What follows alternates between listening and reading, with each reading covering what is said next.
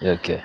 Ladies and gentlemen, welcome to Mkenya Marekani. This is a platform where we highlight many things, and today we are very blessed to have a guest, Mr. James Muriu. James Muriu. Yes. Karibu sana, Asante America. sana. Asante sana. Is it your first time to be here? No. I've been here. You've been here several times? Yes. Oh, many wow. times over, yes. That's amazing. Yes. How do you find it at this time? Well, I was surprised. I was coming for summer, spring weather. This is not spring weather. This is very cold.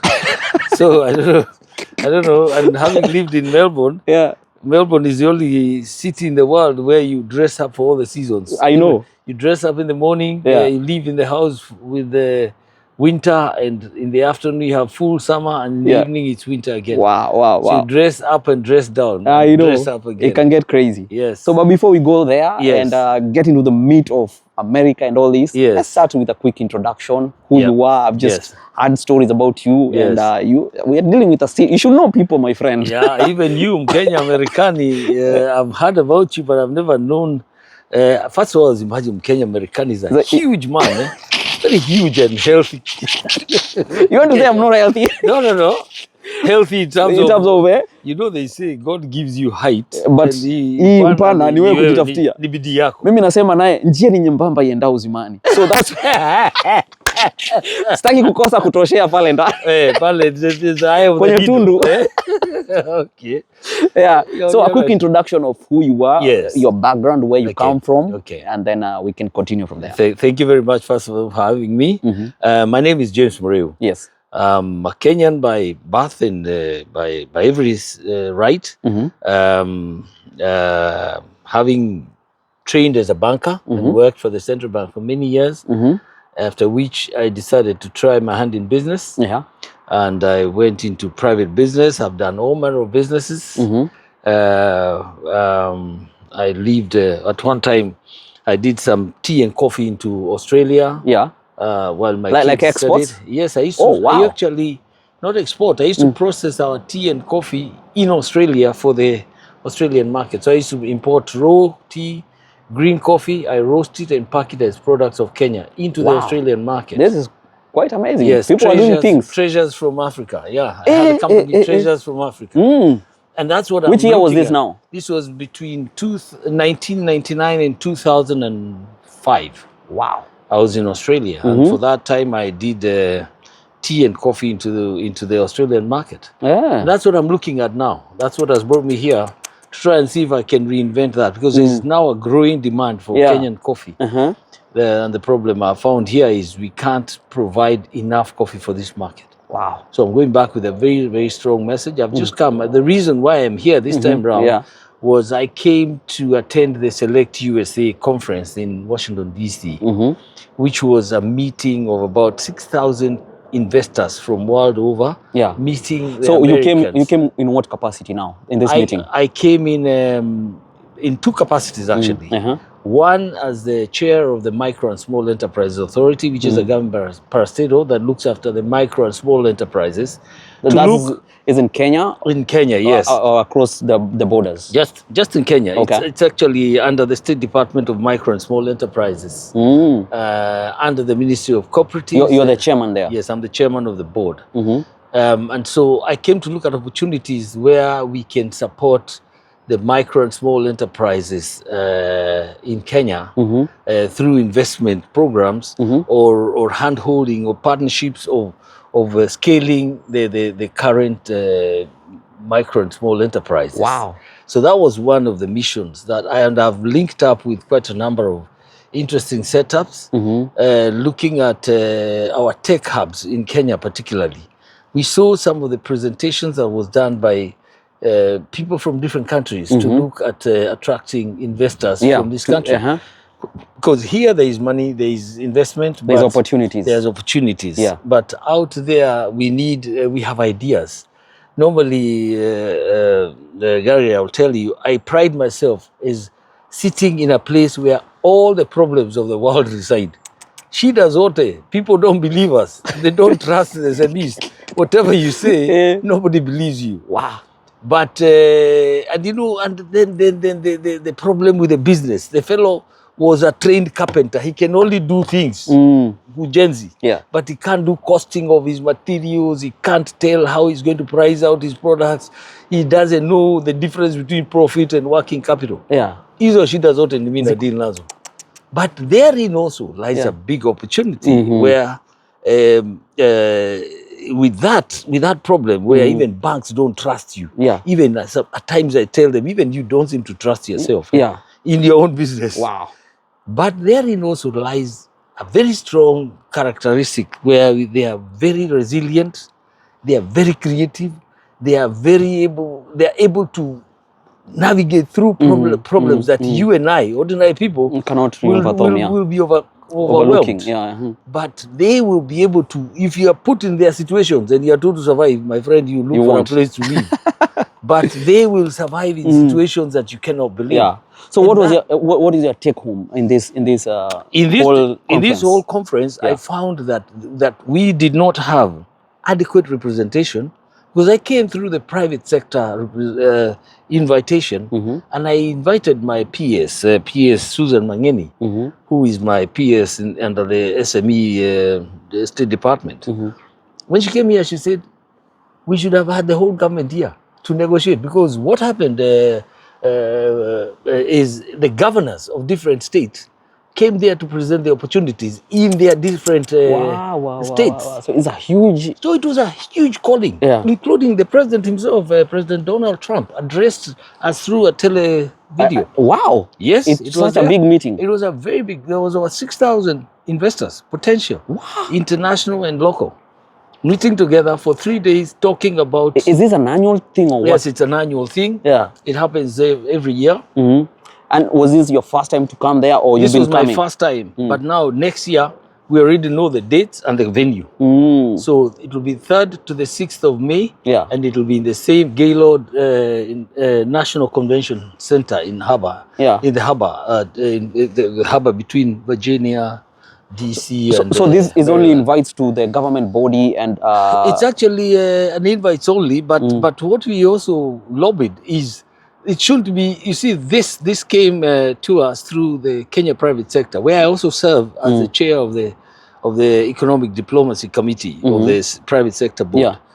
And through that, then I was able to extend an invitation to our peers and create the awareness. Now, when she came, she's now gone back knowing the dates for next year, and I'm sure next year we'll have more people. Yeah, you'll be prepared enough. Yes, we'll mobilize more people, because it was also overwhelming for the few of us who made it here, and the demands, there are many sessions happening at the same time. Yeah, you even get confused. Yeah, you confused. You can get lost in one meeting. And then you're saying, 2:30, this one is starting. I also want to be in the same 2:30, and there's another 2:30. So, but when it's enough representation, one can be there. And then you meet and compare notes and pick out the best for things. So it's like hunting. You want more hunters there to bring down the animal. The monster is big. So you left out challenged more than you even absolutely. And I brought James with me. Yeah. I told James he must come, and he was a bit reluctant. James of AMCO. Yeah.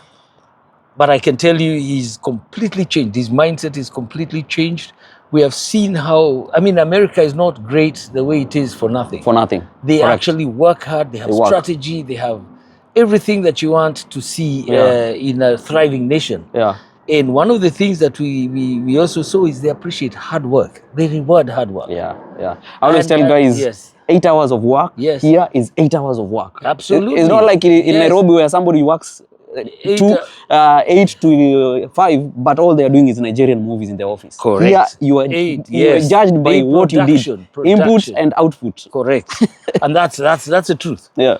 And apparently that's something that we must take home and try and transform our people and try to change their mindset, because again, I'll tell you, nothing just happens. Yeah. Nothing just happens. It takes effort to be where you are as a country. Yeah. And I want to tell the Kenyans who are living in this great nation, in America, that be good.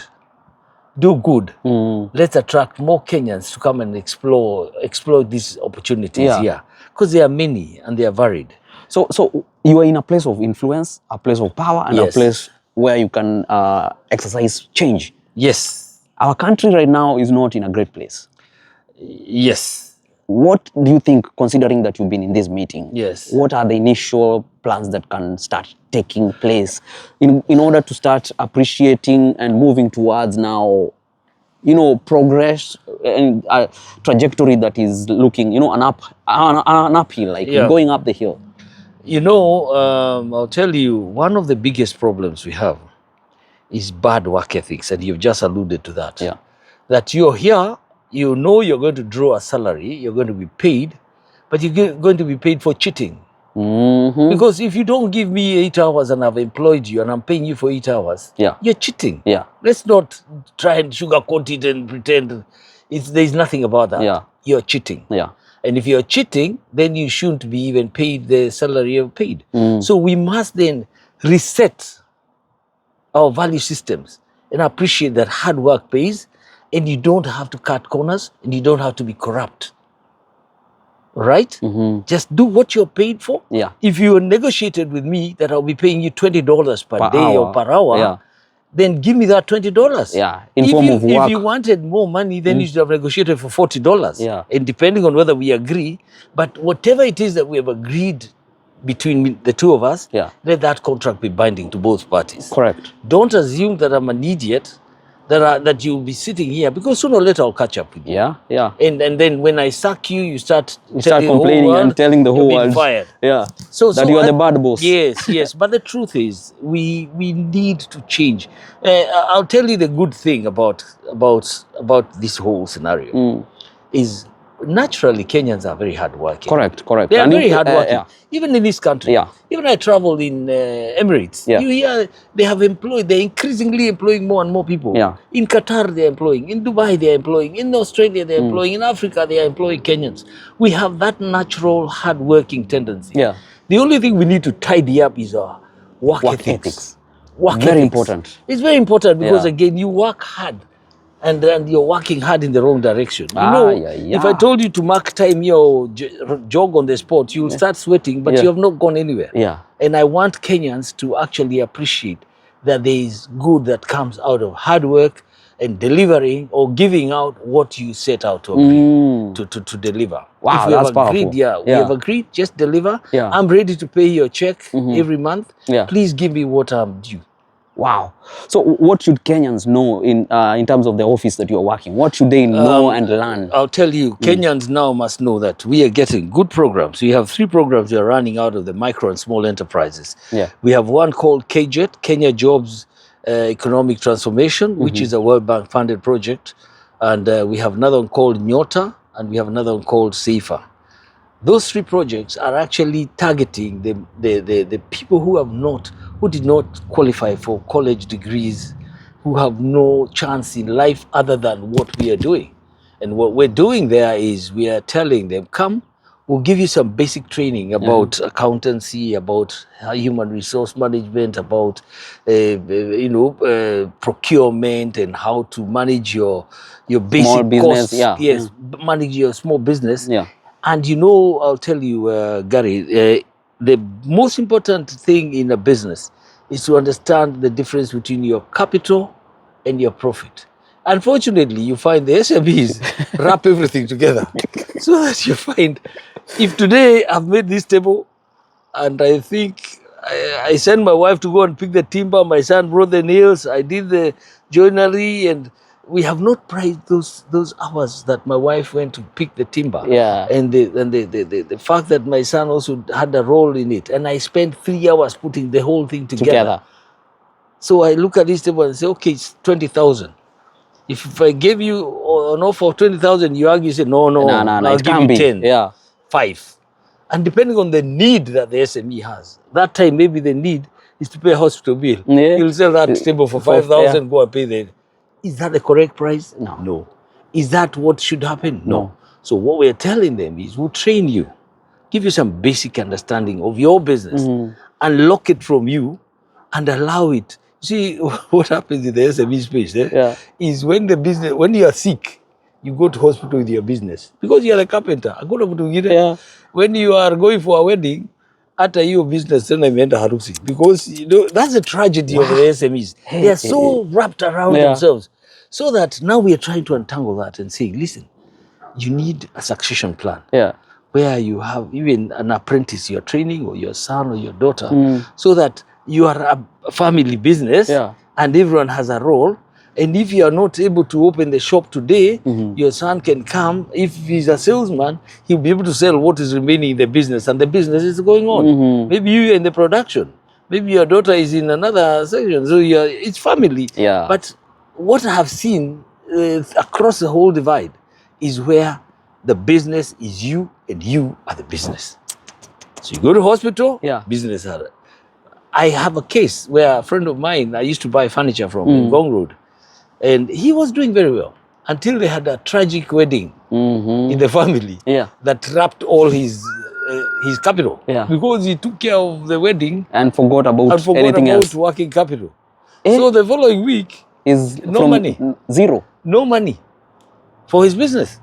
So you find now, when you're in that situation, this fellow is a catastrophe now he's faced with. So I found him there, Moneki, what is happening? Hii harusi iliharibu biashara. Moneki, I thought he took all the money there. But then you see the wife had to look nice, the kids, he himself, his mother, everybody had to look nice. An event of one day has cleared all his capital. Yes, finished. So you have to teach them now. Moneki, out of these 2,000, only 1,500 cannot be touched. Touch only 500 is a profit. Yeah. Hii usiguze. Hii ndio mbegu. Hiyo ndio mbegu. So it's a very interesting scenario. How do we now transition this knowledge to especially these Gen Z guys who had so much energy, and we saw what they could do? And that energy needs to be harnessed. Yes. That needs to be turned into positive energy. You know, there is positive and negative energy. Yeah, and negative can be, does equally bad stuff. Oh yes, it can be very, and positive can also be very good. Yeah. So we have both extremes. And what we are trying to do now is create these opportunities, because also the target group, you see the Gen Zs, and we also have statistics. The group that we actually dealt with was that young age between 16 and 30. Yeah, 30, thereabouts. 35. When they hit the street, it's because they had a lot of idle time. Yeah.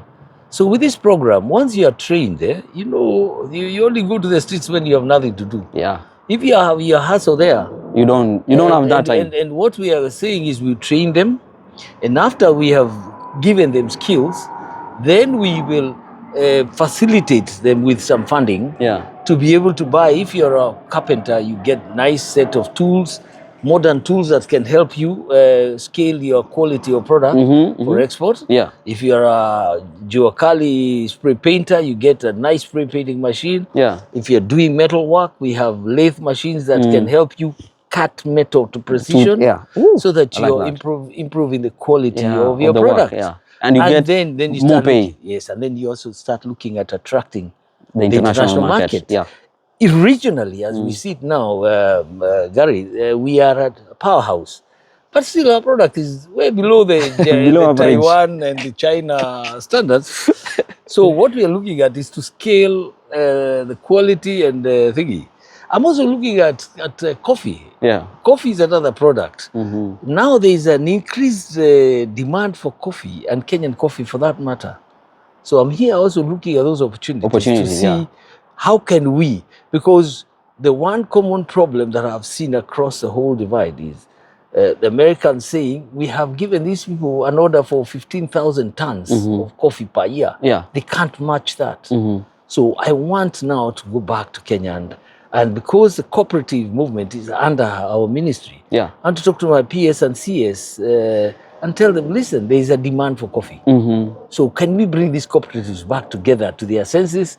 Let us consolidate commercial quantities and be able to meet that demand. Does the tariff, there's a tariff that our president here now in America was talking about. Does it affect trade still in Kenya? Not to the extent that we have a product they don't produce here. The tariff can affect things that they produce. Yes. And that's what the protection, the quiet protection that's being brought about in this tariff battle is to protect what can be produced here. They can't produce coffee here. So we will produce coffee, we'll bring tea. Yeah. And in exchange, we are also, you see, we are also looking at what can they bring to us. They have technology. I can tell you if the amount of technology that was deployed at the event was amazing. Was amazing. It was a culture shock plus everything put together. It was everything. I mean, we saw everything. You know, just everything. Joe gaping. You know, unafungua mdomo tu unasema unagega. Yeah, unagega kabisa, because it was mind-boggling. So yes, we have a lot of learning to do. Yeah. The other thing that I saw, which is very important for our country, right now, I know we are receiving a lot of negative publicity, but I also saw countries that went there to hunt. Yeah. Taiwan, which was an emerging tiger, and we once upon a time used to be better than Taiwan and Bangladesh and all those countries. In Singapore, they used to come and borrow. Actually, I read that Singapore once borrowed Kenyatta's government money. $20,000. Yeah. Wakapewa. Na wakachukua kitu ingine walichukua kutoka kwetu, unajua nini? Yeah. The city bylaws. Wow. The city bylaws, the bylaws that run Singapore, were actually the ones that were given to the then Prime Minister by Margaret Kenyatta, who was our mayor. Yeah. Gave them to Singapore to try and save them. Yeah. What they did is they turned our own original blueprint, gave them the cleanest city in the world, and the authors, sadly, the authors of that document have probably, I don't want to say it loudly, but one of the filthiest cities in Africa. So it's just, again, can we get our act right? Yeah. We have something right. Yes. We have something, but we are the initiators. Yes. We are the initiators of it not being the right thing. Yes, yes. So we have a lot of potential, latent potential that we have not turned on. We need to turn that on. Wow. We need to turn that on, and sooner rather than later. Yeah. I'll tell you that the one of the other things that is going on for a long time, you know, we've been a big powerhouse in the East African region. Correct. Yeah. You know, everybody, we used to say, oh, the combined GDP of all these East African regions is equal to ours. It is still there. Yeah. But remember, now they're all growing. They are all growing, and the gap is getting smaller and smaller because they are consistent. Yes. But us, we have become complacent. Tumesimama. We are marking time. We're marking time. We're doing the wrong things. We're not attracting the correct investments because of our own bad behaviors across the divide. Sometimes, you know, you blame the government. We blame the government. But let me tell you, if there was corruption between me and you, si mimi nitakupatia, na wewe unapokea. Private sector meeting government wewe unaniletea, na wewe unapokea. Si ndio hiyo? It takes two hands to clap. Yeah. You try and clap with one hand. It's not possible. Corruption takes two people to tango. Let's look at, and for me, if you ask me, if you want to deal with corruption, deal with the corruptor and the corruptee. Wote wawili weka ndani. Toa kabisa. Yeah. Because that is a disease. And you know here we have to toe the line. Yes. The mentality of Kenya. The world is now watching us with the binoculars with seriousness. Tunaangaliwa vibaya sana. Hey. And we have nowhere to run but to do the right thing. Correct. And if we don't do that, my brother, we'll be a laughing stock. We'll be a laughing stock and we'll perish. I'm telling you, this conversation is absolutely, it was needed. It was needed. Yeah, but there is hope. There is hope. There is hope. Yeah. There is hope. Let me tell you, if you bank on the Kenyans and their ability to re-engineer themselves, because let me tell you, after COVID, I think in the region, Kenya was the first one to bounce back. Yeah. We bounce back like, even nothing when we happened. have adversities. Yeah. You look at our elections, they are hot. Even when we nearly had a crisis in 2007. We still bounced back. Kenyans dust themselves and get up. Back. And there's a famous saying they use. You know, one time, I also serve as the honorary counsel for Romania in Kenya.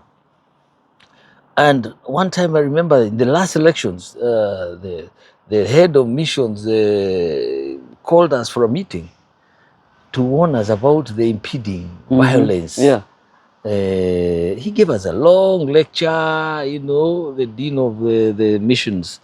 Akatuambia how they have marked the hot spots where the trouble will be. Yeah. Not where there is likely. Even they were saying they have no doubt. It will be there. Hapa, there will be pale, itakuwa hapo, itakuwa. I listened with disgust because I asked them, at the end of the conversation, I asked the head of mission, who has given you that data? Where did you get that data from? No, we have credible information. From where? I'm a Kenyan. I represent Romania. I will not give them that data because it's not truthful. It's not factual. Yeah. And I'll tell you about our elections. They are noisy, they are messy, they are like boiling water, but it can't burn a house. Doesn't matter how much you boil the water. Haiwezi choma nyumba. They looked at moshi tu. Moshi inachemuka lakini ikimwagiliwa hii nyumba. Our noise is what marks our elections. Look at the country immediately after the elections. People get back to their business. And nothing happened. As if nothing had happened. Tunaendelea tena, tunapata ingine tena inakuwa moto. But you cannot now come and sell that idea and demonize the country because of some unconfirmed reports that are almost untruthful reports. And when the elections were over and there was no violence as such, they were ashamed. I went to him. I said, "What did I tell you?" He said, "Yeah, you are right. We were wrong." I said, "Please verify your facts in future when you come to." When you talk, because you send the wrong signals. Correct. We have an election system that is very unique. The Western takes those unverified opinions and publicize them. And they start putting travel advisories and things. As we continue with life. Yeah. And so Kenya is not done yet, and God is not done. It's still picking up. We are going to pick this country. We have no other country. This is our country. Our only country. Our home. And we have a lot that we can do for this country. Wow. I love that. Yeah. What is your parting shot? My parting shot is Kenyans that are living in this country. Take advantage of the opportunities here, but remember you left a country back at home, and let us do whatever it is that we can do to help build our country, build a strong economy so that other people Kenya can be the envy of a lot of people. America is not here by accident. They have worked hard. They have built a system that works for everybody. Let's build one for ourselves, Kenyans. I love that. Yeah. Ladies and gentlemen, that was it on Kenya Marekani, a platform here in Washington that educates you and enlightens you in many regards and many things. God bless you. Remember to subscribe, like and share. Asante sana. Cheers. Hapo sawa. Safi sana.